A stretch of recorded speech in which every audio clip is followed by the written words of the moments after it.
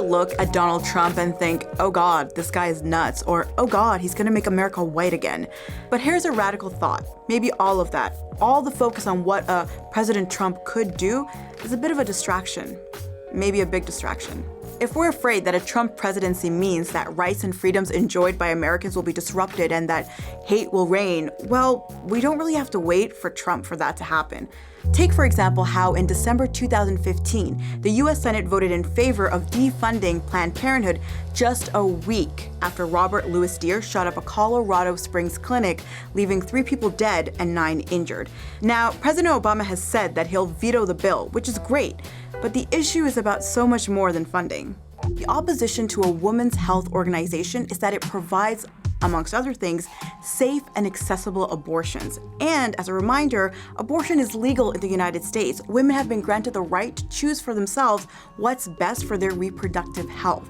And while we may not consider the issue of Planned Parenthood as something that affects all American women, it does often affect the lives and decisions of some of the country's most vulnerable and underprivileged women. And speaking of the underprivileged, there are all the deportations. Trump, early in his campaign, made what people thought was the wild suggestion of deporting 11 million undocumented immigrants. But under President Obama, there have already been over 2 million of them, more than any number deported under any other president. Now, yes, President Obama in November 2014 issued an executive order which would prevent millions of undocumented immigrants in the country from being deported. But with hundreds of thousands of unaccompanied children and families fleeing violence from Central America making them potential refugees, home raids, overflowing detention centers, and mass deportations aren't solving any crisis. And we really can't forget that thing called racism that affects millions of Americans on a day-to-day basis. Whether the disproportionate imprisonment of Black and Latino men or the continued racial segregation of schools across the country, racism isn't just a slur, but a lived reality.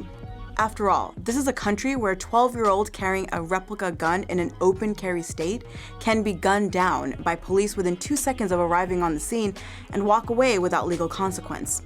This is a country where the 12-year-old gets blamed, where a hoodie gets blamed. It's where an unarmed 18-year-old is gunned down by a cop and is called no angel, and a white mass shooter is described as quiet and soft-spoken. And it's a country where a Supreme Court justice can call the Voting Rights Act of 1965 a racial entitlement and suggest that Black students are better off in less advanced, slower track schools because classes in competitive schools might be too fast for them.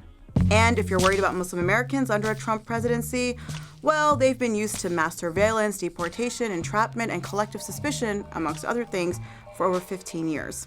The hypotheticals that a Trump presidency could bring are definitely worrying, and so are the realities that millions in this country have been living with for decades.